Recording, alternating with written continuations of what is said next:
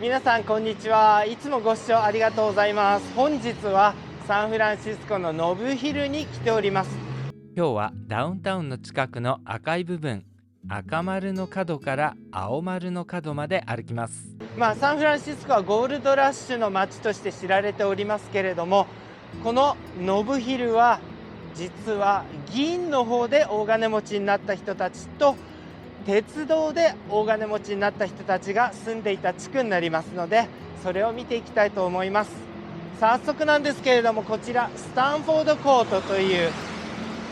ホテルがございますけれども、昔はここにスタンフォード大学を作ったリーランド・スタンフォードとその家族が住んでいた豪邸が建っていた場所になります。でこちらに建っていた豪邸なんですけれども、ミシシッピ川の西側としては最も大きなダイニングルームを持っていたということでも知られています。すっごい大金持ちだったわけなんですけれども、本当は1ブロック全部スタンフォードさん家の土地だったんですけれども、スタンフォードさんの友達のマーク・ホプキンスさんが半分土地を譲ってくれということで、自分も家を建てたいので譲ってくれということで譲ったので、こういうふうに半分になったわけなんですけれども、そのスタンフォード家ですね、とても裕福な家庭でしたので、海外旅行、ヨーロッパ旅行をしていたわけなんですけれども、家族でギリシャに着いた時に15歳の息子の具合が悪くなり、急いでイタリアに帰りまして、いろんな病院を転々とするわけなんですけれども、残念ながらですね、フィレンツェに着いた時に息子が亡くなってしまいます。原因は腸チフスという原因だったんですけれども、スタンフォード氏はですね、一人息子を亡くしまして、とても悲しく思いまして、これからはもう面倒を見る子供がいないから、自分たちはカリフォルニアの子供たちの面倒を見ようということで、自分たちが持っていた農場の土地にスタンフォード大学を作ったわけなんです。ですからスタンフォード大学と私たちは呼んでおりますけれども、正式な大学の名前は息子の名前がついたリーランド・スタンフォード・ジュニア大学というのが正式名称になります。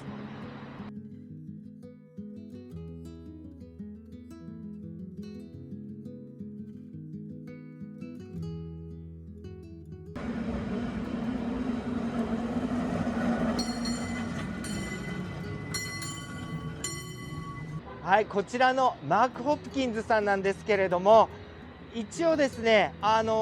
家は建てたんですけれども、あんまり興味がありませんで、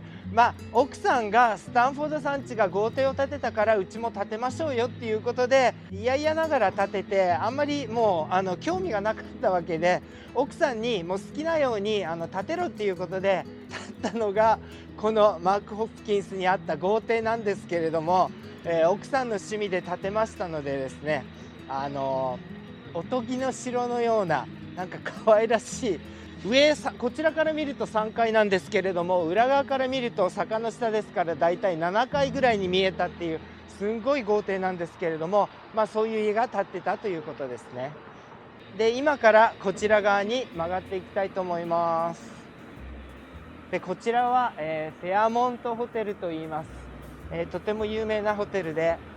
こちらにはですね、トニー・ベネットさんの銅像があります。残念ながら亡くなってしまいましたけれども、I left my heart in San Francisco という思い出のサンフランシスコという曲を歌ってた有名な歌手の方ですね。なんでここに銅像が立ってるかと言いますと、その思い出のサンフランシスコが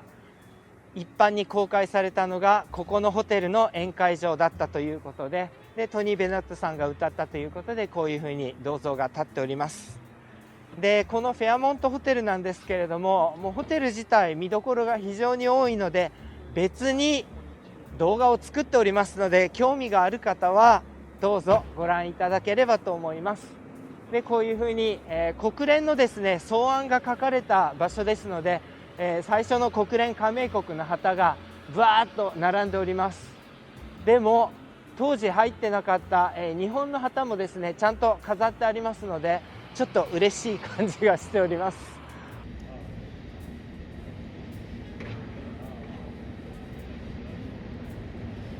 こちらのフェアモントホテルなんですけれども、ジェームズ・フェアという人が昔おりまして、そのジェームズ・フェアさんが銀で大金持ちになった時に自分の家を作ろうと思ったんですけれども、残念ながらですね土地を買って土地を塀で囲んだ時にもうジェームズ・フェアさんが亡くなってしまいまして、その土地を長女であったテスイに譲ると。テスイさんはですね、父親は家を建てようとしていたけれども、私はホテルを建てるっていうことで、建てたのがこのホテルなんですけれども、実は建ててる間に資金切れを起こしてしまいまして、残念ながらローブラザーズという不動産をやってました兄弟に売り払うわけなんですけれども、これ売り払ったのが1906年の春ということで、実はですね大地震が来るすぐ前に売り離したんですね。でローブラザーズなんですけれども、ホテルを買ったばかりなのにいきなり大地震が来てしまって、ここのホテルの中の調度品など全て燃えてしまって大打撃を受けてしまいました。でフェアモントホテルの隣のビルですけれども、ブロックルバンクアパートメントといいまして、こちらはアルフレッド・ヒッチコックのめまいの中に出てくるアパートになります。ローブラザーが大打撃を受けた後、結局娘のテスイがまたこのホテルを買い戻しまして、で地震の1年後にオープンしたということになります。今でもサンフランシスコの名門ホテルとして知られているところですね。一番上にはペントハウスがありまして、だいたい150万円、1泊150万円で泊まらせてくれるということですね。で再びカリフォルニアストリートにやってまいりました。でこの真正面のアパートなんですけれども、パトリシア・ハーストといいまして、新聞とか雑誌で大富豪になったウィリアム・ランドルフ・ハーストで、皆さんカリフォルニアのサンフランシスコとロサンゼルスの間にハーストキャッスルがあるのをご存知かと思いますけれども、そのハーストキャッスルを作ったのが、ウィリアム・ランドルフ・ハーストということになります。でそのお孫さんですね、お孫さんの、パティ・ハースト、パトリシア・ハーストが住んでいたアパートがこちらになります。彼女は、誘拐事件とか、強盗でとても有名になった人ですね。でこちらが、フラッドマンションですね。ジェームズ・フラッドさんが建てたマンションになりまして、この反対側のですね、小さな家がありますけれども、これがホテルを買い取ったローブラザーズという兄弟が住んでいた家になります。あだ名は宝石箱と呼ばれています。可愛らしい家ですよね。でこちらがそのフラッドマンションなんですけれども、ジェームズ・フラッドさんはですねゴールドラッシュの時に金を求めてサンフランシスコにやってきた人になります。ですけれどもジェームズ・フラッドさんがもうやってきました時には金はほとんど残っておりませんで、じゃあどうするかということで、せっかくアイルランドから来たのに何をするかっていうことで、ジェームズ・フラッドさんは金融街にバーをオープンするわけなんですね。パブですね。パブをオープンするわけなんです。でそこのパブで働いている時にネバダ州で銀が見つかるかもしれないっていう話を聞いてしまうんですね。それでそこの株を買いまして、その後ですね本当にネバダ州で銀の大鉱脈が見つかりまして、大金持ちになった人なんです。でジェームズ・フラッドさんなんですけれども、この部屋の数が42部屋もある大豪邸を建てる時にこういうふうにですね茶色の砂岩を使って家を建てたわけなんです。この茶色の砂岩なんですけれども、東海岸のコネチカット州から切り出されてきまして、船で南アメリカ大陸を越えて太平洋に持ってきて作られたと当時は、パナマ運河がない時代でしたので、そのようにすごい航路で持ってこられたその茶色の石で作られたわけなんです。この自分の家を石で作っていたということで、1906年の地震火災の時にも生き残ったというラッキーなジェームズ・フラッドさんのお家になります。でこちらなんですけれども、今はパシフィックユニオンクラブというクラブの、会員制クラブの建物になっております。でこの会員制クラブなんですけれども、750人と定員が決められておりますので、誰かが入りたいということになっても、どなたかが亡くならないと入れないということになっています。見てください。こういうふうにですね、昔ながらのオリジナルの柵も残っておりまして、ジェームズ・フラッドさんが生きていた時にはこの柵を磨くだけの人が一人雇われていたと言われています。さあ次はですね、また今度鉄道で大金持ちになったコリス・P・ハンティントンの豪邸があった部分になります。こちらもですね、残念ながら燃えてしまっておりますので、今は公園になっております。でこちらの公園なんですけれども、ハンティントンパークというふうにコリス・P・ハンティントンの名前を取って付けられております。でここには木造ですけれども、イタリアの宮殿のような、外から見ると大理石でできているようにペンキで塗ってある家がありまして、それも残念ながら1906年の地震で燃えてしまったんですけれども、これを建てたコリス・P・ハンティントンはですね、ほとんどここの家におりませんで、家にいたのは奥さんのアラベラ・ハンティントンぐらいだったわけですね。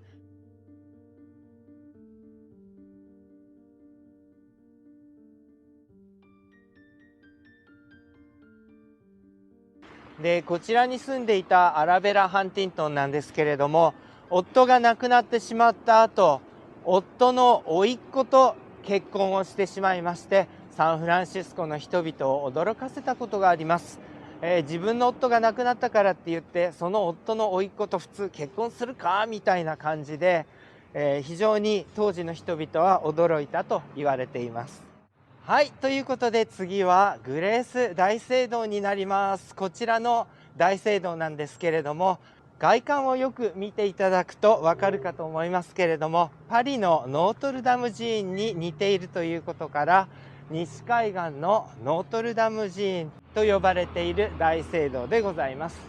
でこちらなんですけれども、建設に37年間かかりまして、なぜかかったかと言いますとですね、大きいからということではありませんで、作り始めてからすぐ世界大恐慌が始まりました。1929年ですね。そのおかげで予算切れを起こしてしばらくはほったらかしになっていたというのが原因になります。でこちら正面なんですけれども、ロレンツォ・ギベルティの天国の門、天国の扉とも呼ばれますけれども、その作品のレプリカ、複製品が飾ってあります。でこちらの天国の門なんですけれども、皆さんがフィレンツェのサンジョバンニ洗礼堂に行かれますと、このドアの複製品を見ることができます。で本物は美術館の中に、博物館の中に保管されておりますので、フィレンツェの博物館で見れるということなんですけれども、この複製品、が世界で6つあるんですかね。その中でも最も精巧にできた複製品だと言われています。別に動画は作ってますけれども、せっかくですから入ってみましょう。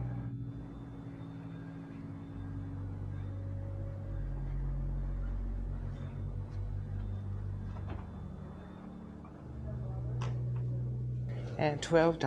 Okay, I have cash here and 20. はい、今入りました。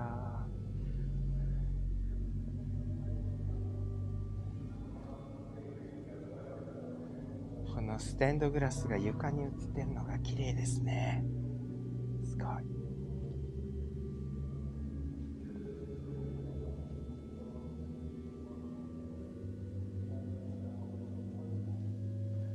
でこちらなんですけれども、こちらのドアは下に下っていってオルガンの送風装置ですねがあるところです。1回入れてもらいました。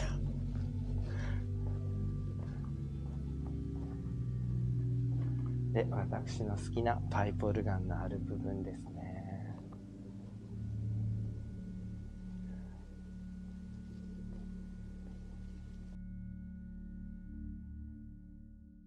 はい、グレース大聖堂いかがでしたでしょうか。で、今ノブヒルの住宅街を歩いておりますけれども、フルハウスに出てくるようなですね、サンフランシスコのビクトリアンハウスは残念ながらこの辺りには残っておりません。全部ですね、1906年の大地震火災の時に燃えてしまいましたので、この辺に建っているビルはビクトリアンではなくて次のエドワーディアンというのがあるんですけれども、そのスタイルの家が多くなっております。で、こちらのですね、角にあります食料品店スーパーなんですけれども、BJ グローサリーと言います。この BJ はですね、アメリカが日本に勝った日、1945年の8月15日、この日にお店がオープンしたということで、BJ グローサリーと呼ばれていまして、ここのお店は結構映画に出てきます。例えばスティーブ・マックイーンのブーリットだったり、いろんな映画に出てくる小さなお店になっております。あちらのレンガでできた煙突があるところがケーブルカー博物館ですね。昔は電気ではなくて蒸気でケーブルを回していましたから、ああいう風に煙突になってますけれども、あの煙突は1906年の大地震にも生き残ったとっても歴史的な建物の部分ですね。で、こちら斜め前にありますこのスペイン風のポコポコポコって3つある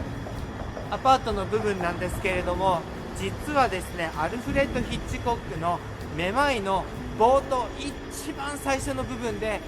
泥棒が屋根の上を歩いて逃げるんですけれども、そのシーンで使われた部分になります。で、アルフレッド・ヒッチコック監督なんですけれども、反対側のアパートの上にカメラを構えて撮影をしたということになります。幸せの力っていう映画があったんですけれども、その映画で何回も出てくる場所なんですけれども、特にラストシーンですね、最後の場面で出てくる場所を訪れてみたいと思います。サンフランシスコ坂が急ですから、ああいう風にですね、90度の角度で止めないといけないというところもございます。で、こちらとっても、右側が眺めが良くなるんですけれども、ここで幸せの力のラストシーンが撮影されたということですね。はい、で、金融街のビルも見えてまいります。